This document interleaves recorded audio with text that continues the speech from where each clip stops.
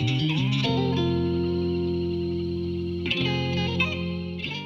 Ryan from Bolin Development here, and let's talk about the math class in Java today. This is going to be a quick lesson, but a very powerful one. The math class is really neat because it essentially is a class that contains all the math operations that would be really common when we are programming, and because it's a native part of Java, we don't have to add anything or import anything. It's just already there. It exists already.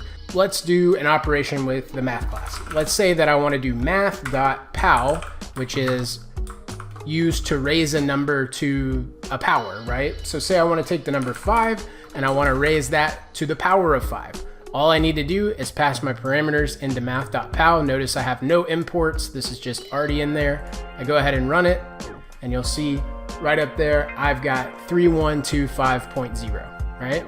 So just like that, with native code, we've already solved a math problem. We didn't have to type out very much. We've got one single line of code, and we've already figured that out.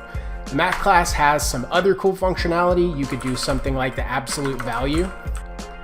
You can put your number in there, and right there, you're gonna see 7 popping up on the screen. So the math class is super powerful. In fact, let's take a look at the documentation, which, remember, that's always online for free. Let's see how powerful this thing is.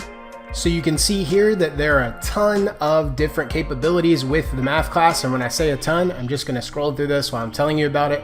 Feel free to consult this documentation at any point, and remember that this is a really neat way to simplify a lot of math operations that you're going to have to use as you continue your journey through Java. Thanks for being here today. You could have been anywhere, and you chose to watch my video. That means the world to me. If you could throw me a like and a subscribe, it helps me bring you more content, helps me on the path to monetization, where I can then redirect all of that money back into this channel. Thanks so much, and I'll see you in the next video.